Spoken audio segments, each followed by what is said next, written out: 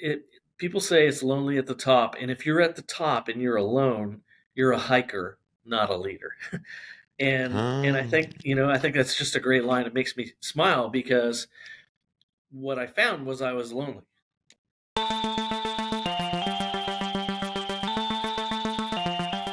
Hello, my friend, and welcome to Something for Everybody. My name is Aaron Machbitz. Stuart, welcome to the show. Delighted to be here. Absolutely. My very first and most important question is, how are you doing? Like, actually, Stuart, how are you doing? You know what? I just spent the weekend with my granddaughter in Raleigh, North Carolina. So I'm on a high. I'm actually doing really well. Excited.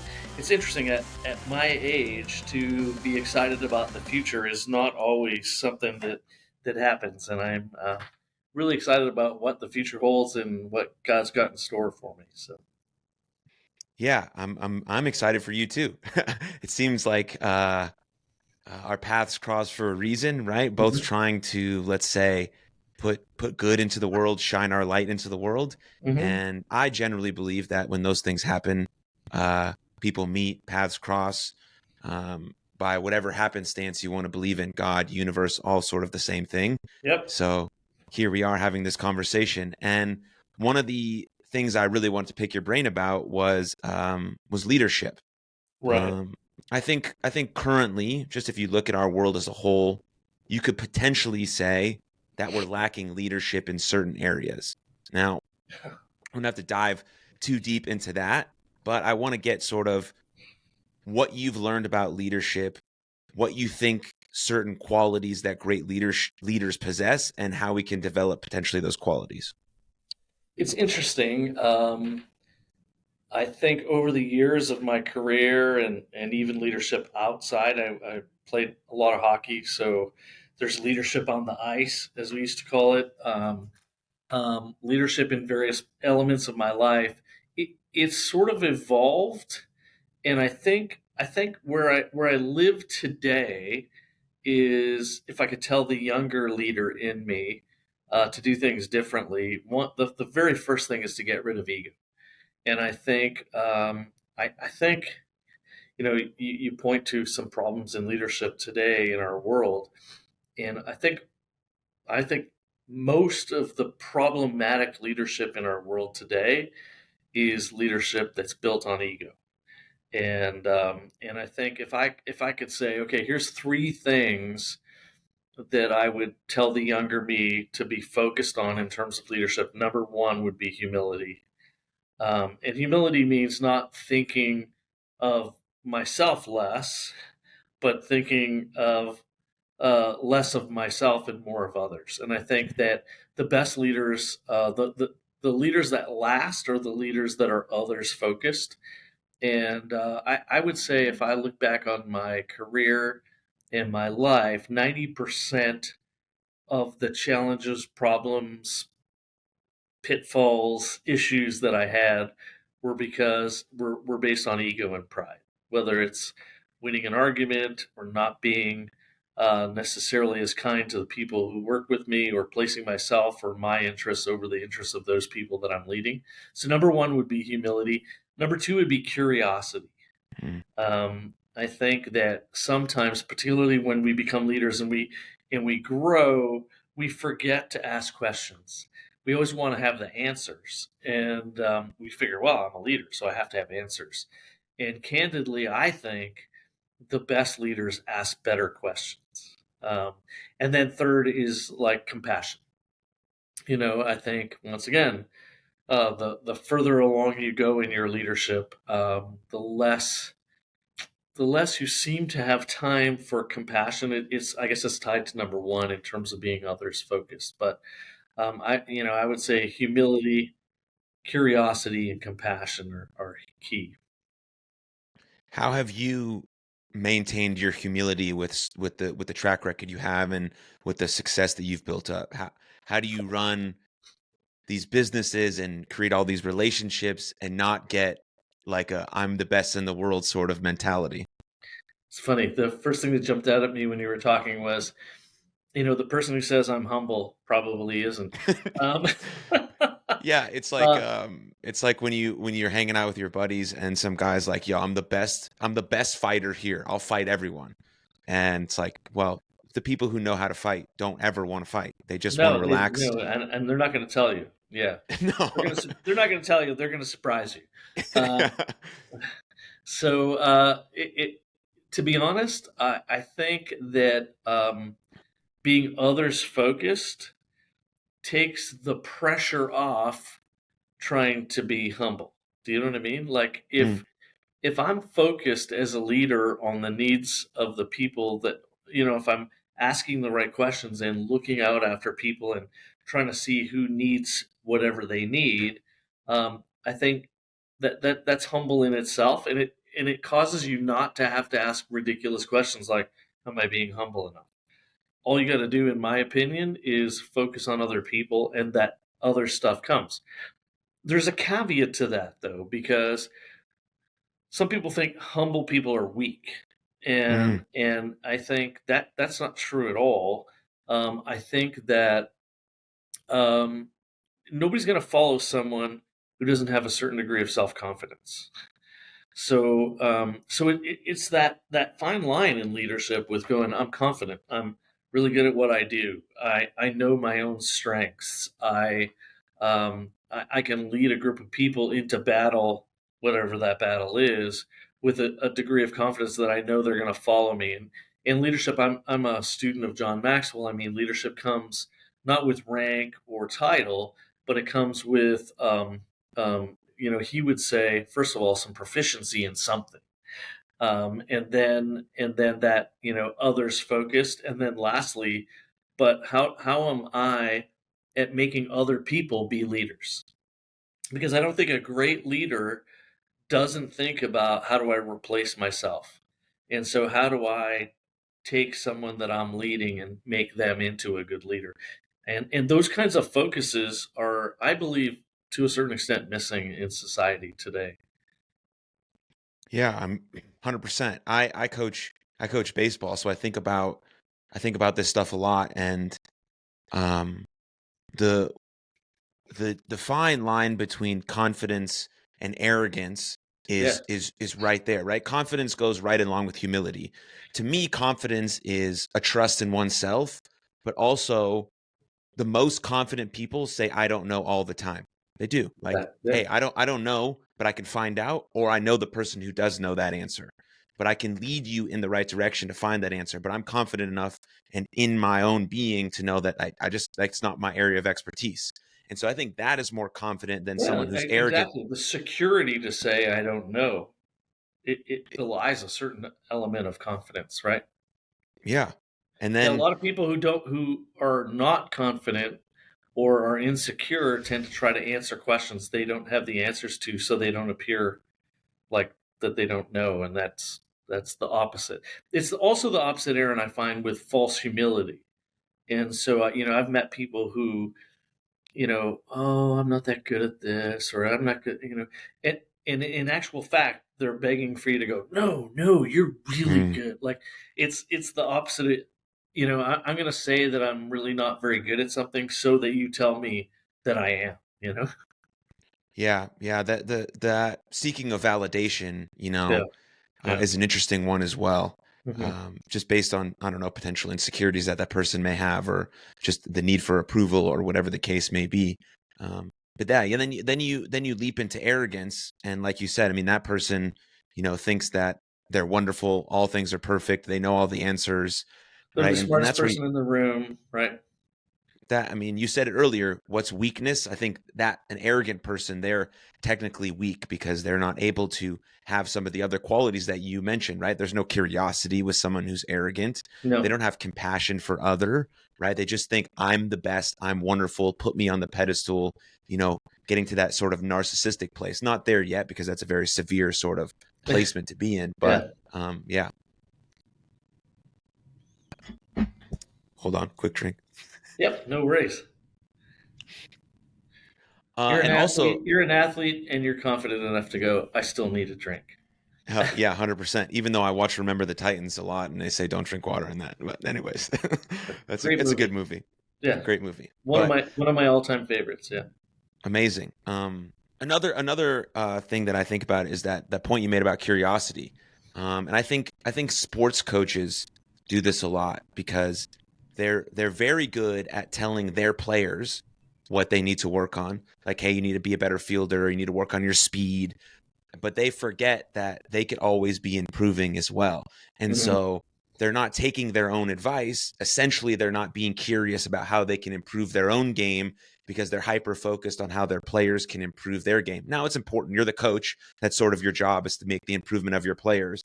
But if you want to be a great leader, I think there's also an element of leading by example. And if your Hmm. players see that you're always trying to be curious and learn new things from different domains or different people, and Hmm. bring that back to your team to create this more cohesive, improvement type culture, I think there's a piece there that could be missing from a lot of coaches that I see, especially in the sports world.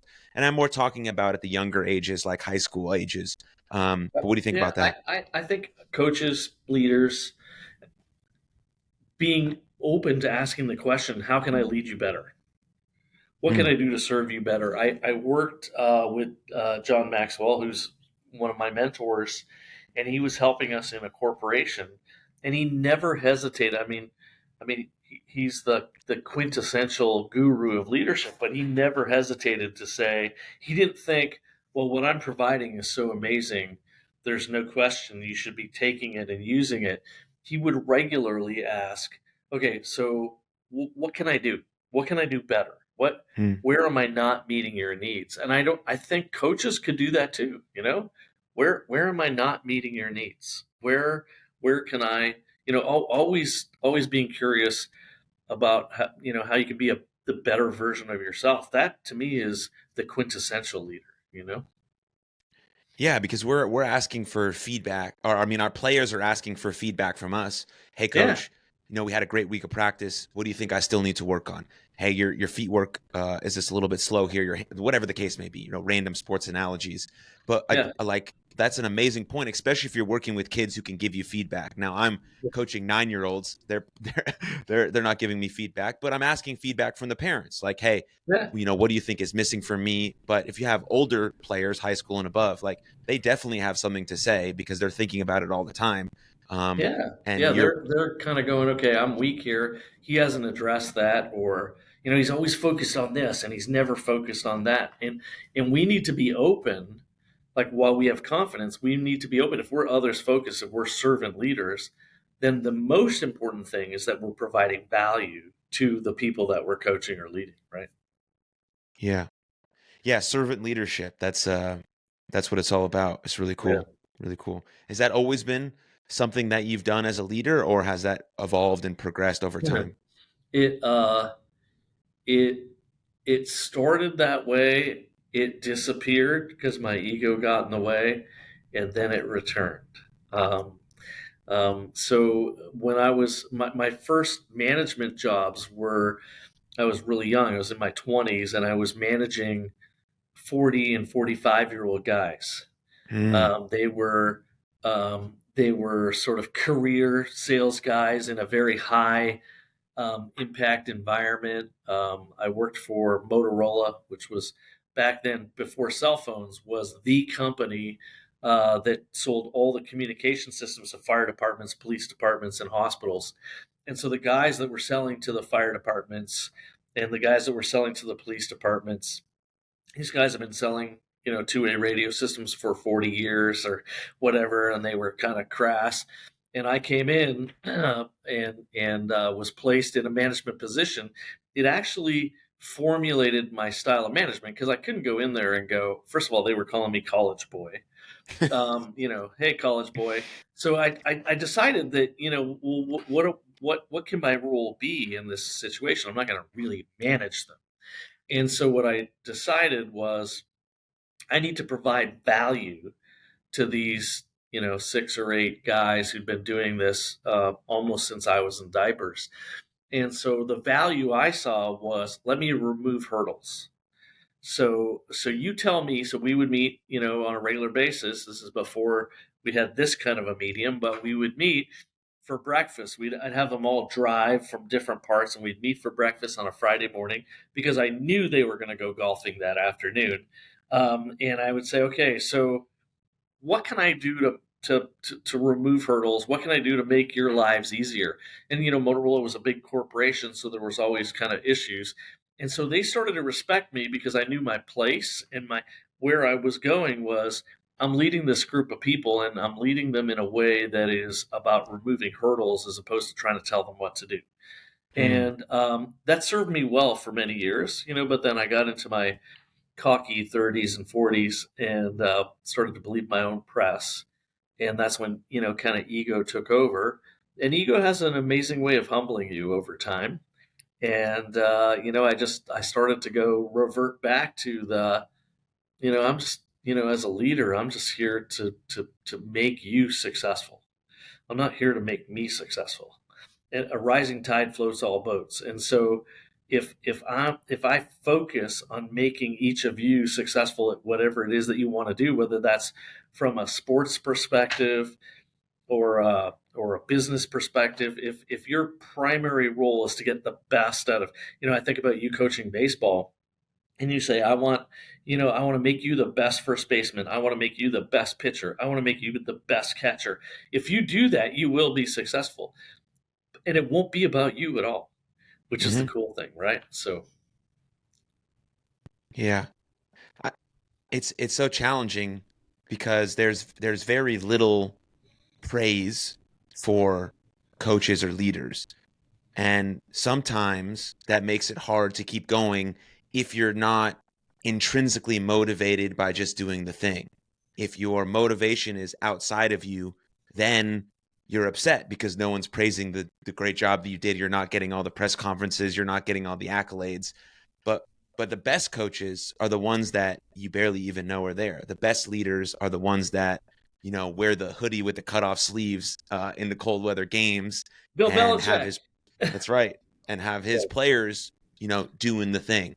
Uh, yeah, because it's weird because like I'm in Dallas for the Cowboys and Jerry Jones more than anyone else. He talks to the press more than the coach talks to the press.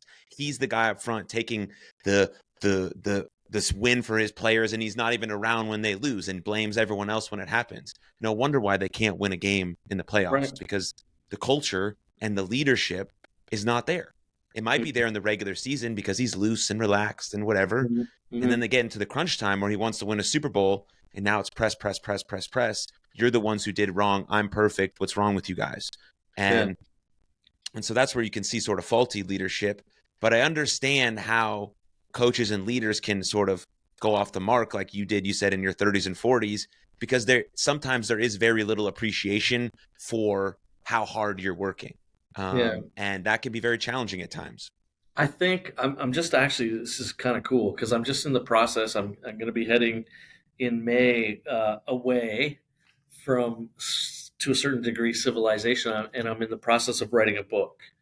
And the Mm, book is called Ego Driven Leadership: How to Recognize It in Yourself and Others and Flee from It. And I think one of the warning signs or the red flags in leadership is someone who takes credit for the win and goes to blame in the loss. Because there always will be wins and losses. But those, I mean, they're the even keeled ones, but the guy who's out there going, yeah, I led this team to victory. But then when they lose, doesn't go, hey, I led this team to defeat. You know, he says you did this and you did that, and we lost because of, and that's one of the big warning signs, in my opinion, to sort of recognizing ego-driven leadership. yeah. During that time, your 30s and 40s, where you said your ego took over, was there any, you know, big time mistakes that brought you back on the path, or what was that journey like? Um, I think that there was no sort of major catalyst other than I didn't have. I mean, even though we were winning, when you start to make it about yourself, it actually becomes lonely. So that's Mm, that's the interesting thing. We talk about leadership is lonely. It's lonely at the top. Um, John Maxwell once again had this great saying that always made me laugh. Um, if it's if it people say it's lonely at the top, and if you're at the top and you're alone, you're a hiker, not a leader. And I Um, think, I think that's just a great line. It makes me smile because what I found was I was lonely because we were winning, but I didn't have people around me, right? Because I hadn't sort of brought them with me. And my throughout my career, I was recognized as a great team builder, like recognizing talent in people and pulling them together. And I got away from the stuff that had made me successful in the first place. So um, I don't. It was kind of an evolution. I could say there was this huge catalyst, but it was an evolution to realize, in my 50s, that the way I had managed in my 20s was actually still viable and probably the most successful way to go, hmm. Did you feel like you had to change because something was happening, or because success was blooming or growing bigger, or No, I, was I that just definitely felt a need to change. And you know what, Aaron, it's great that you asked me that, and I'm curious, so I'm going to go back and think about it. But there was obviously a time in my life where I went, this isn't fulfilling anymore. hmm, It's just, it doesn't feel the same. And so I've always been, with every opportunity, someone, when given an opportunity, I've always inherently asked the question, who can I do this with?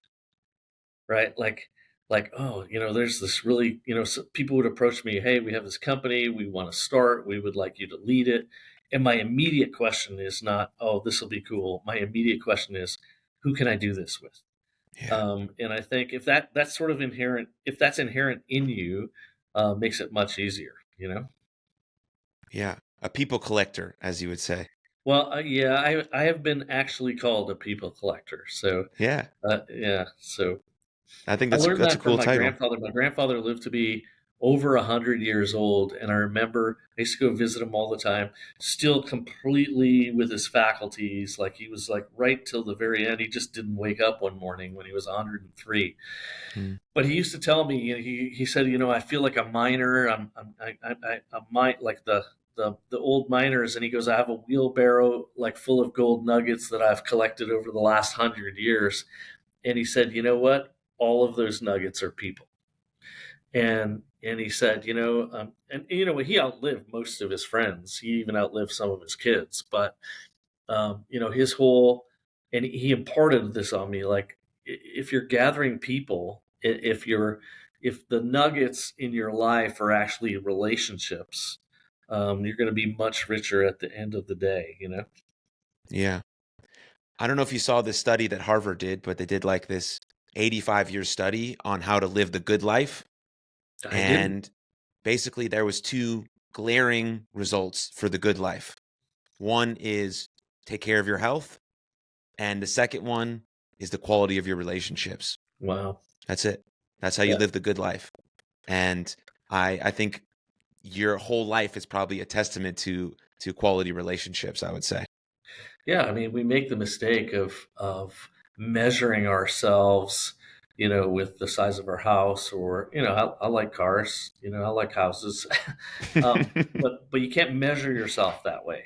Do you know what I mean? You can't measure your success that way. So, I think one of the things I was asked this in a conversation a few months back, but like from a career perspective, what is the thing that I'm the most proud of? And I would say, and I still say, the thing that I'm the most proud of in my career is that if I had a new opportunity tomorrow and reached back to people who used to work with me and asked them to join me, they would, no matter where they're working.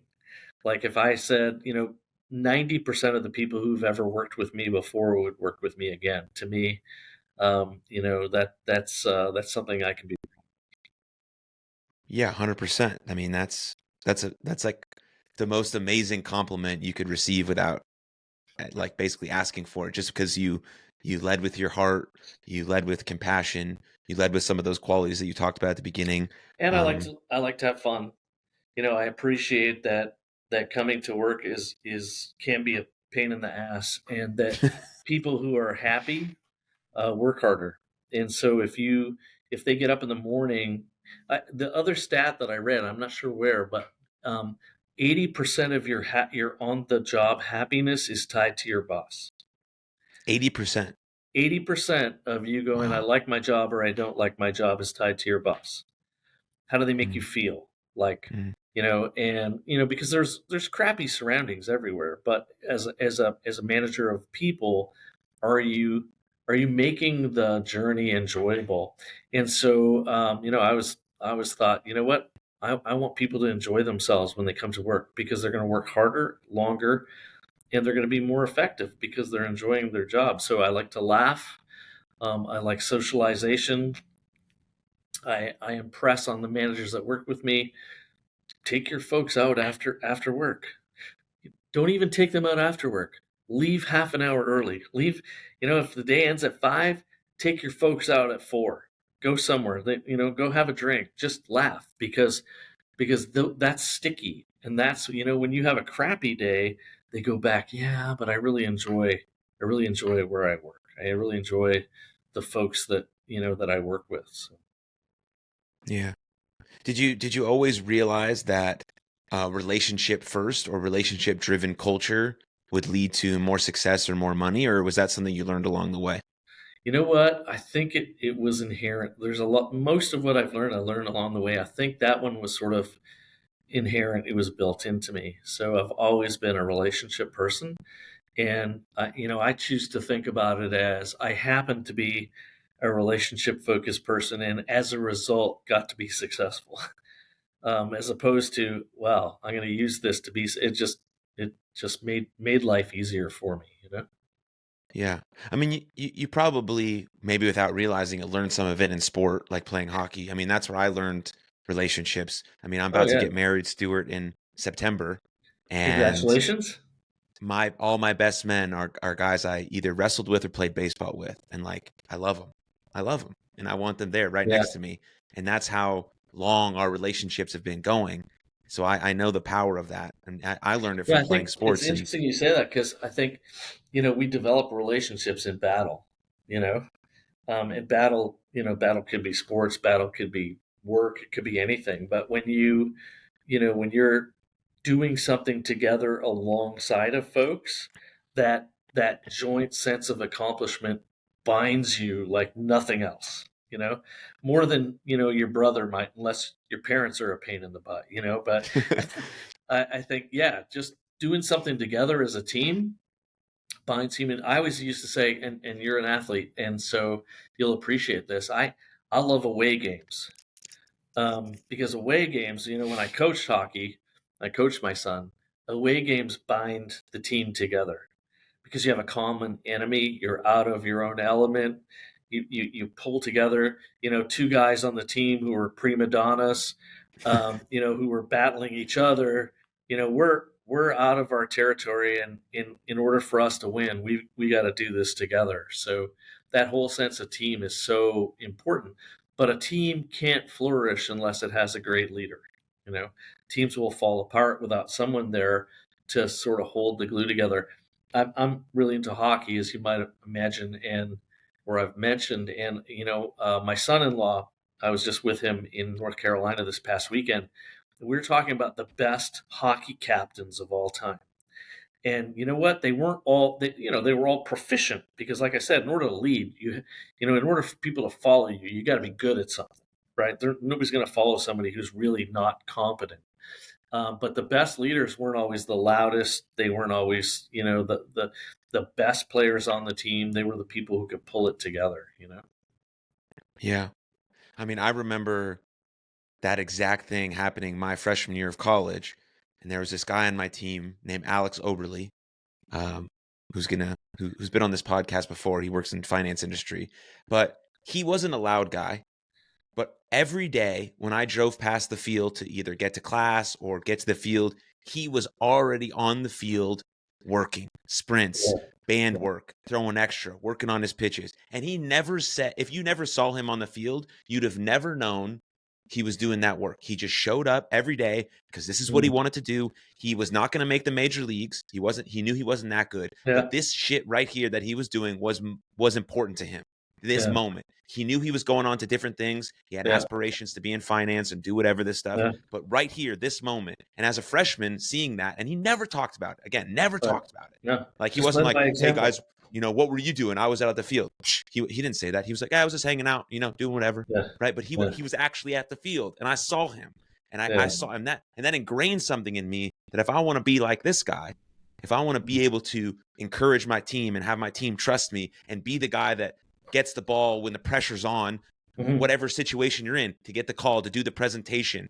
Like, if I want to be that guy, this is the work I have to start doing. And as a freshman, seeing that is amazing. So no, it doesn't have to be the guy that always says, "Hey, we got to do this, we got to do that." Yeah. It can also be the guy who just shows the fuck up every day and gets to work. 100%. 100%. And Yeah. yeah, that was really, really powerful lesson for me. And of course, there can be other guys who need to be rah-rah, who bring up the emotion and the intensity a little bit. But there's a combination of those people, and that's built into sort of the culture of a Yeah, I sports think team. the rah-rah guys work. I would say that's short term though. Mhm. Typically, it's the people who are there every day. Right now, I live in Tampa, and so the captain of the Tampa Bay Lightning is Steve Stamkos, and so he's getting on. He's getting on in years. He's getting on in years. He's 30. But it's interesting. I watch him play now, and he doesn't score as many goals as he used to, but he's always there. And you know what? He's not a big guy, but if it calls for it, he'll muck it up. He'll muck it up to show his guys, "Hey, I'm there for you." And I just think, the best leaders aren't proficient at one thing; they're pretty good at a lot of things. Mm. And they're willing to get into things that they're not necessarily good at, and I think that's security too, right? Like, if Steve Stamkos is willing to get punched in the nose, which by the way really hurts,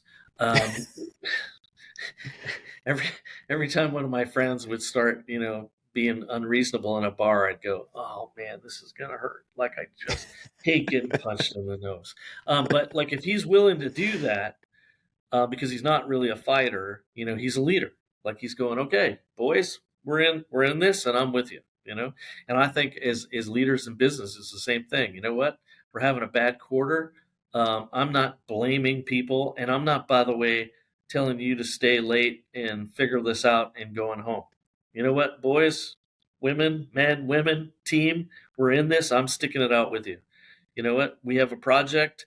Doesn't matter the level that you're at. You order in pizza, you get a few beers around, and you sit with them, and you make sure that they know that you're part of the team. You're not above the team. Yeah, very powerful, very powerful. Stuart, I know you're creating some content on social media now, It's new to and me.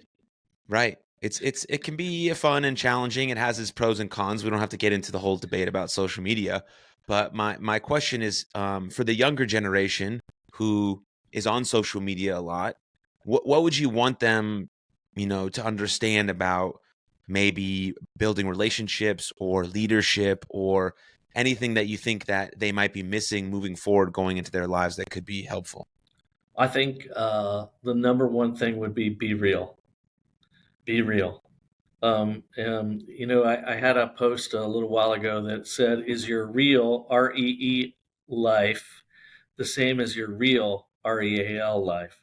And I Mm, think, what I've learned over time is that talking to people about being transparent about your weaknesses is actually far more compelling if you really want to lead people than is telling them about all your victories.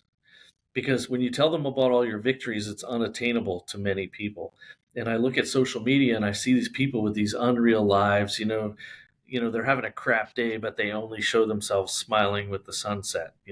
Meanwhile, the rest of the day was a piece of crap. And so that doesn't really help anybody. By the way, you help people by saying, "I ended the day here, but I started it here. And by the way, I had these ups and downs throughout the day." So on social media, the one thing I would say, if you're viewing it, is view it with a lens of, that's probably the very best you're ever going to see. Don't believe everything you see or read. But if you're posting it, there's an obligation, in my opinion, to be transparent and to be real.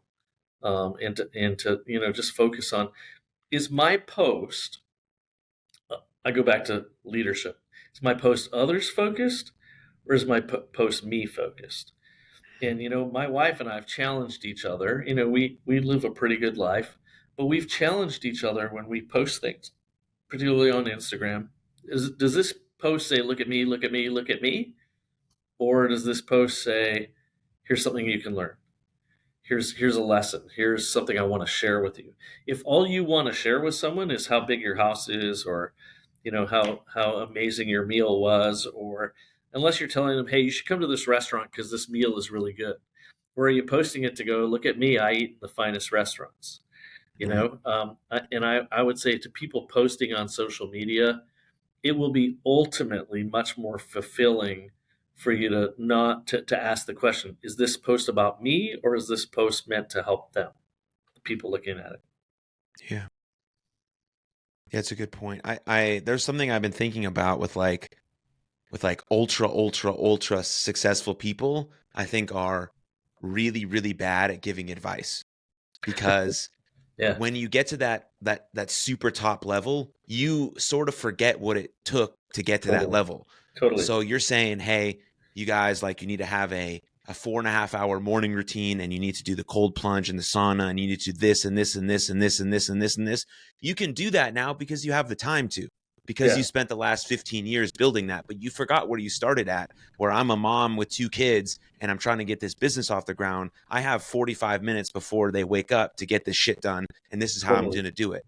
totally. And so I think it's important to look at who you're taking advice from, and the people who are maybe like 1 or 2 steps ahead of you, who just got out of that phase that you're in, will understand and be relatable more than the person who has $1 billion and all the time on their hands. They went through the same stage you went through. Everyone has to. The hard work is paramount, but they Right. forget because they're so far removed from that situation, and their struggles and challenges are just a little bit different than you now based on the position you're in. So who you're looking at also is extremely important when taking, That's a advice on great point. Instagram. That's a great point, Aaron. And I think I've never thought about it before, but I think it's incumbent on us who are viewing to pick the people we're viewing. I think that's a great. I mean, so I play a little bit of tennis. I'm not super good, but I like playing against people that are a little bit better than me. Mm-hmm. But I don't like playing against people who are way better than me. Like that's just pointless, right? But someone a little bit better than me gives me something to work towards. I might be able to win. I might catch them or whatever. And I never thought about it, but I may use that because that's pretty cool. Like the people you follow on social media, follow people who you can aspire to, but not who are just so far out of the realm, because you're never going to match up to that today. You're going to have to go through so many steps before you get there. And then to the posters, like, yeah, the cold plan. I see that myself. I go, shoot, I don't, for me, I don't know how you have time to do that. You see guys, they're supposedly super successful, but they're working out at like 10:30 at the gym, and I'm going, really? 10:30? Like, how do you do that, right? Yeah. Yeah, it's very interesting.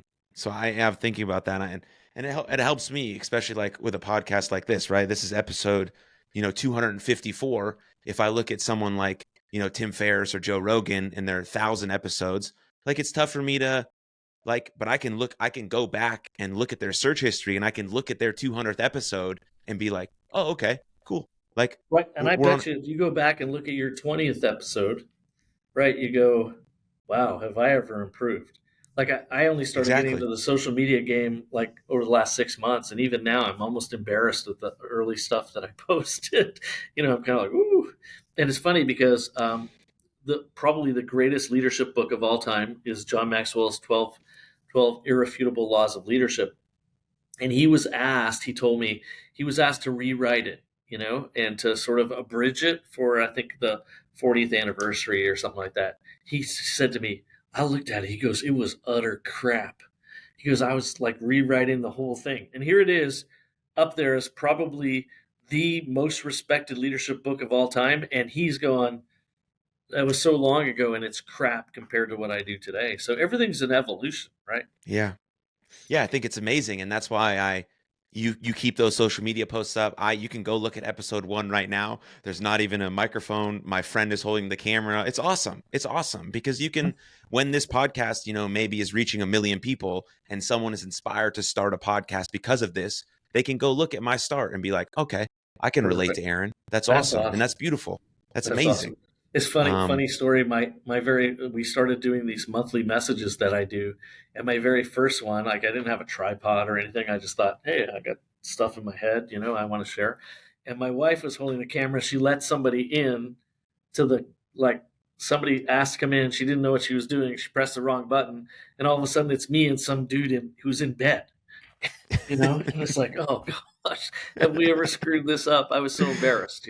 So so it's you got to start somewhere and you move from there. That's what it yeah, is. That's the beauty of yeah. it all. So, all right. Well, let's talk about what you got going on right now. What's the Lighthouse Collective? Why'd you start it? What's the So mission yeah, there? so I stepped down as president of our company last summer and stayed on the board and stuff. But last summer, I just felt like I want to do something. I'm not sure what.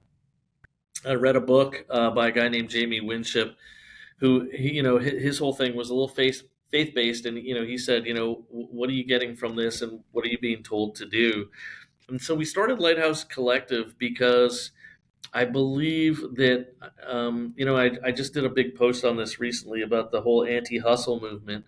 I believe in hustle. I think that nobody's ever been successful or at the top of their game in any field, whether you're, a baseball player, a hockey player, a businessman, whatever it is, without some hustle. But I think that there is a huge danger. I know in the distributors at Mon8 we had 400,000 distributors, and Aaron, sadly, the number of divorces that I saw, the number of families torn apart by success, it just tore my heart out. And Mhm. so, what we decided with Lighthouse Collective was to create some digital content and some events around how do I be successful and still maintain my life? How do I be, especially for micro entrepreneurs? And a micro entrepreneur is, someone who, they're either a direct seller or they're a real estate agent or they're a mortgage broker. These people who have their own businesses, they're not 9 to 5 businesses. And oftentimes the family suffers. In a lot of families we saw where the woman was super successful, and then there were some issues. There was a lack of respect. The husband and her didn't get along anymore. There was all these dynamics that they didn't play into or didn't even weren't pragmatically purposeful about with success. So the Lighthouse Collective is really about how do I be successful in my field, but maintain priorities in family and relationships and faith, if that's your thing? Like, how do I weave them all together in a balance that makes sense?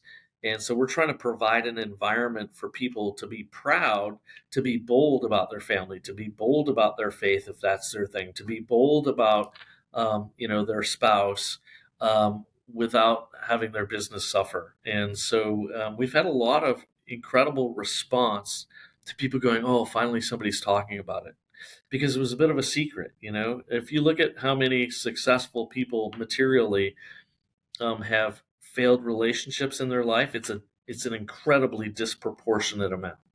Mhm. And so, how do we pull those together? So we have an event coming up in 2 weeks in Clearwater, Florida.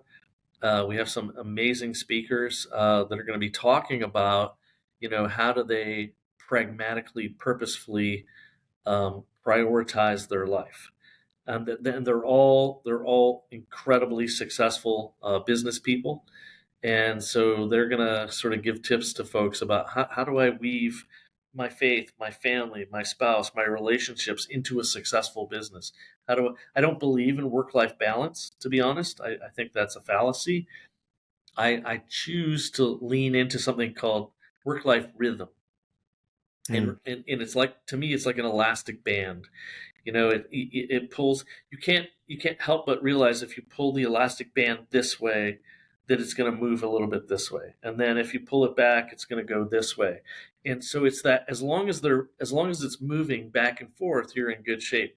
But to think that at any given time in your life everything's going to be balanced is a fallacy. So that those are the kinds of things that we're going to be talking about. Yeah.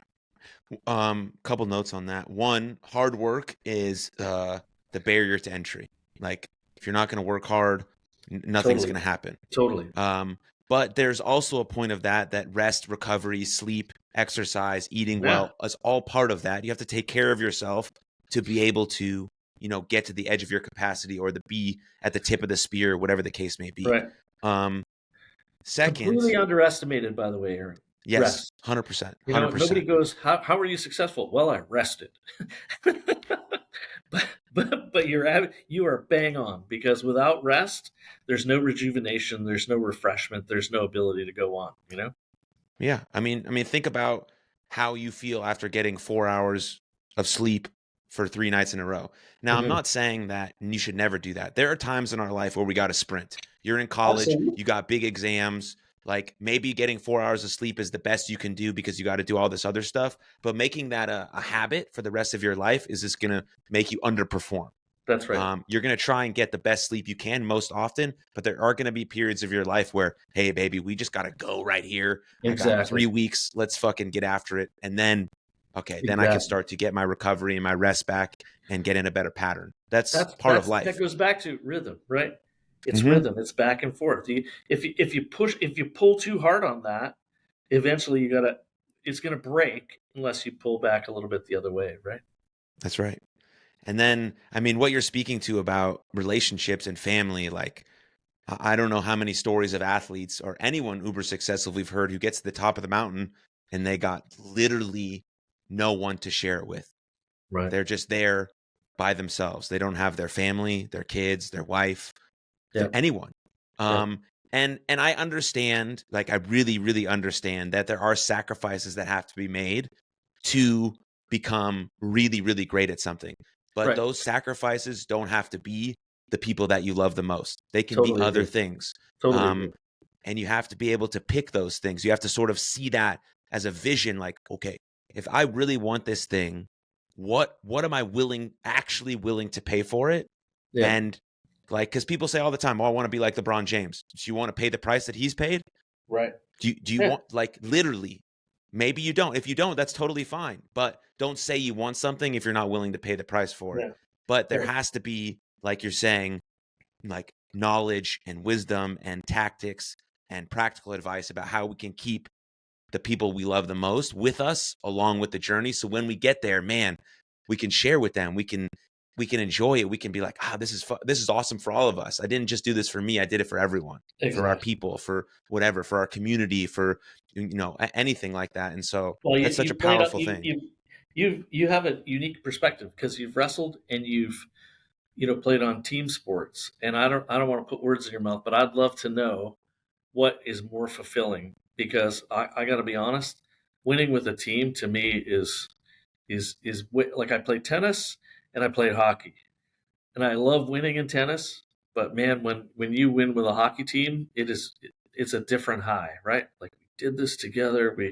So yeah, I mean, if you want to be successful, you want to be successful with people around you that you can raise their arms together and go, "We Hmm. did it." So, Yeah. and that's the part of the fun for me is this Lighthouse collective my wife and I are doing together. We have completely different skills. As a matter of fact, at the event that we're holding, we have a panel. This is kind of interesting.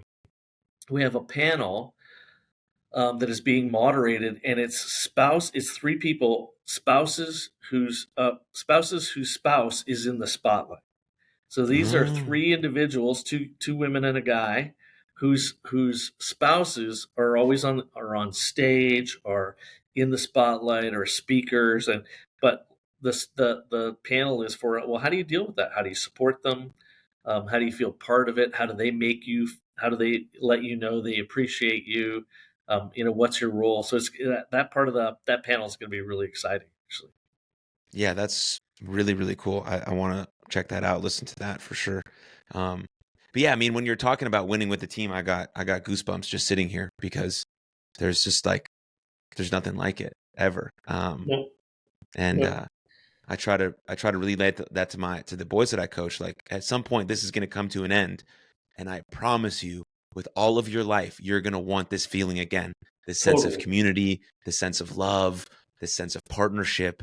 Even with the bickering and not getting along, you're still going to miss that shit too, because it's Yeah. still just part of it being in the trenches. Yeah.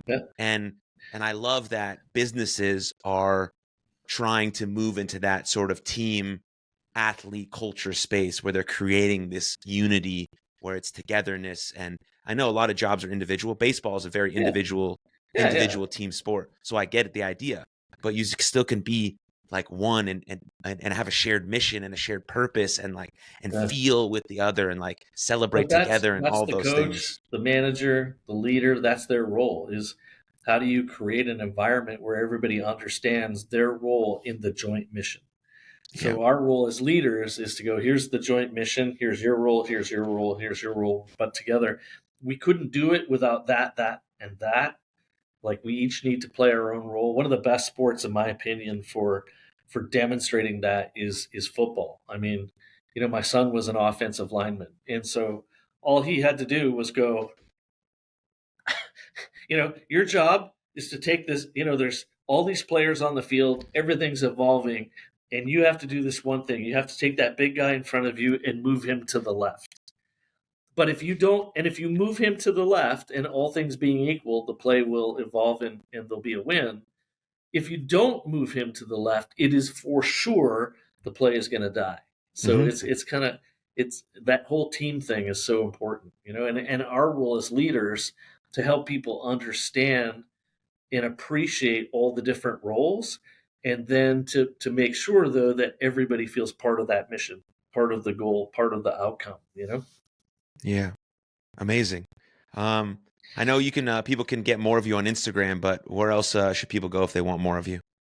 Well, right now we're looking at this Lighthouse Collective event in Clearwater. You can still get tickets; they're still available at the lighthousecollective.global, and we're looking at doing another one in the fall, so that'll happen. And right now, like I said, I'm looking at a book, The Ego-Driven Leadership. So I can't wait to maybe come back on here, Aaron, and talk about that book. Heck But yeah. that's really, the Lighthouse Collective is threefold. It's these events, which we're going to probably do 2 or 3 times a year. It's the digital content, which I trust me will get better as we keep trying and trying. And then thirdly is I have a couple of book ideas, so we'll make sure we get those out as well. Well, amazing. We're here to support you, and thanks for the conversation, man. And I appreciate, just everything you're putting out to the world. Thank you, Aaron. I appreciate you too. I learned a lot today. I've got a couple of things I'm going to take notes on right away as soon as we hang up. So, Fantastic. all right. Thank you very much for tuning into that episode. And if you enjoyed it, click right here for another full-length episode of the podcast. And please don't forget to subscribe. But most importantly, above all else, please take good care of yourselves and others. And I'll see you next time. Lots of love. Cheers.